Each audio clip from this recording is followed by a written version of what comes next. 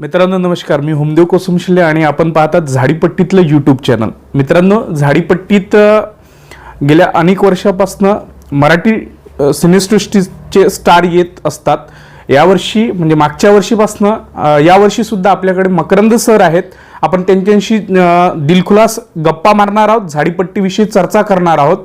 तर तुम्ही हा व्हिडिओ शेवटपर्यंत पहा आणि व्हिडिओ कसा वाटला हे तुम्ही आम्हाला कमेंटमध्ये नक्की कळवा. तुमची एंट्री कशी झाली, म्हणजे मागच्या वर्षीपासून या झाडीपट्टीमध्ये आहात? झाडीपट्टी रंगमंचावर साधारण 40 वर्षाहून अधिक कालखंड कार्यरत असणारे अरविंद झाडे यांनी मला कॉन्टॅक्ट केला आणि एका नाटकासाठी, आणि मलाही उत्सुकता होती, त्यामुळे मी होकार दिला आणि गद्दार या नाटकामध्ये मी भूमिका करतो आहे झाडीपट्टीमध्ये.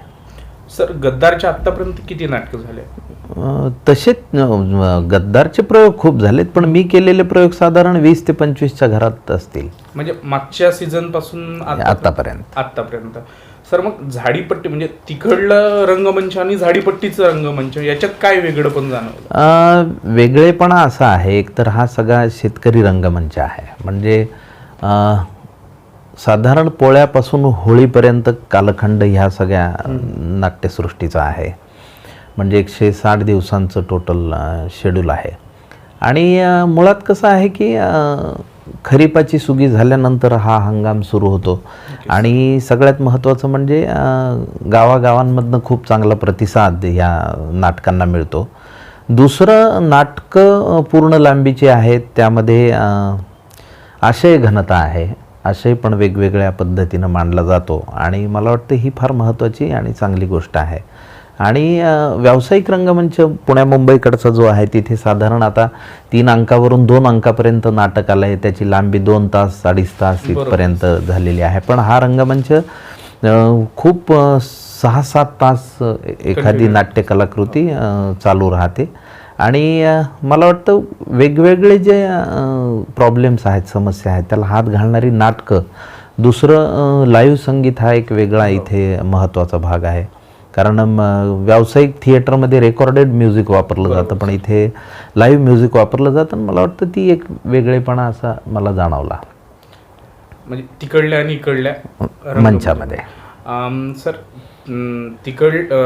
तिकडचे प्रेक्षक, पुण्या मुंबईकडले प्रेक्षक आणि इकडला प्रेक्षक याच्यात काय नाही आहे. मला असं वाटतं की प्रेक्षक हा सगळीकडेच तसा असतो. एखादं चांगलं नाटक असलं की त्याला स्वीकारणारा, प्रतिसाद देणारा.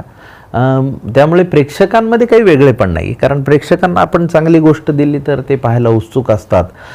जे पुण्या मुंबईकडे आहे तेच इथेही आहेत, पण इथली सांस्कृतिक भूक पण चांगली आहे, कारण हाऊसफुल शोज मी बरेच केले ह्या सगळ्या पट्ट्यामध्ये. आणि मला मुळात प्रेक्षक खूप समंजस आणि चांगला आहे. मुळात संगीत नाटकांची परंपरा आहे, म्हणजे साधारण 150 वर्ष परंपरा असलेला हा रंगमंच आहे आणि खूप चांगल्या पद्धतीचं संगीत सुद्धा काही नाटकांमध्ये पाहायला आणि ऐकायला मिळतं.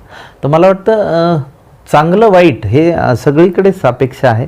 म्हणजे पुण्या मुंबईकडेही चांगली नाटकं होतात, वाईट नाटकं होतात, इथेही चांगली होत असतील, वाईट होत असतील. म्हणजे कुठल्याही कलेच्या क्षेत्रात चांगलं आणि वाईट हे असतंच समसमान प्रमाणात. त्यामुळे पण चांगल्या नाटकाला प्रतिसाद देण्याची फार चांगली उत्स्फूर्त परंपरा इथे मी पाहिली. धन्यवाद. म्हणजे झाडीपट्टीच्या विकासासाठी तुम्ही काय सजेशन करू शकाल? मला असं वाटतं की PR इथला वाढवला पाहिजे, कारण नवनवीन जे काही आता माध्यमं आहेत, सोशल मीडियासारखे, त्यावरून नाटकांच्या जाहिराती जास्तीत जास्त होणं गरजेचं आहे. दुसरं, ह्या रंगमंचासाठी अखिल भारतीय नाट्य परिषदेने सुद्धा ह्यामध्ये लक्ष घातलं पाहिजे, कारण त्याचाच हा भाग आहे असं मला वाटतं. आणि दुसरं असं की शासकीय स्तरावरनं ह्या नाटकवाल्यांना जास्त सोयीसुविधा मिळाल्या पाहिजेत, कारण ते रंजनाचं काम करतात, रात्री बेरात्री ट्रॅव्हल करतात, त्यांच्या गाड्या न अडवता सोडणे वगैरे, किंवा सरकार म्हणून त्यांनी काहीतरी विशेष सवलती दिल्या पाहिजेत असं मला वाटतं. कारण हा रंगमंच खूप कालखंडापासून चालू आहे आणि तो आज अव्याहतपणे चालू आहे. मला वाटतं ही महत्त्वाची गोष्ट आहे. त्याची जागा सवंग कलाकृतींनी जर घेतली, उद्या नाचाचे कार्यक्रम असतील किंवा तत्सम, तर मला वाटतं की त्यातला रस जाईल. आणि हा जो रंजनाचा भाग आहे, सहकुटुंब बसून नाटक जे बघू शकतात लोक, ती मला वाटतं महत्त्वाची गोष्ट आहे. आणि सरकारने आणि अखिल भारतीय नाट्य परिषदेने खूप गंभीरपणे ह्याही रंगभूमीकडे पाहिलं पाहिजे असं मला वाटतं. नाट्य परिषदेने बक्षिसं देताना जसं जीवनगौरव विविध पुण्या मुंबईतल्या कलाकारांचा होतो, तसंच याही रंगमंचावरच्या 25-40 वर्षाहून अधिक कालखंड काम केलेल्या गुणी कलावंतांचा सत्कार होणं, ह्यासाठी मला वाटतं अखिल भारतीय नाट्य परिषद नागपूरच्या शाखेने हा मुद्दा उचलून धरला पाहिजे. यावर्षी कर्मधर्म संयोगाने नाट्य संमेलनसुद्धा नागपूरमध्येच आहे. तर मला असं वाटतं की नाट्य परिषदेला खूप सारं काही करता येईल झाडीपट्टीसाठी यावर्षी तरी. नाही, यावर्षी नाट्य परिषदेमध्ये नागपूरला जे होणार आहे त्या ठिकाणी झाडीपट्टीचं नाटक सादर होणार आहे. नाही, केवळ नाटक सादर व्हावं असं नाही म्हणत आहे मी. त्यामध्ये जे गुणी कलावंत आहेत त्यांचाही सत्कार या निमित्ताने, कारण ते औचित्य आहे. बरोबर सर. तर मित्रांनो, आजचा इंटरव्ह्यू तुम्हाला कसा वाटला हे तुम्ही आम्हाला खाली दिलेल्या कमेंट बॉक्समध्ये जरूर कळवा.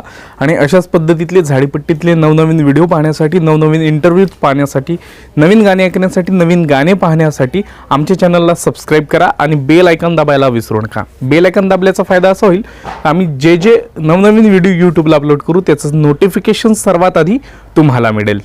तर भेटूया नवीन व्हिडिओपर्यंत. तोपर्यंत वंदे मातरम. जय हिंद.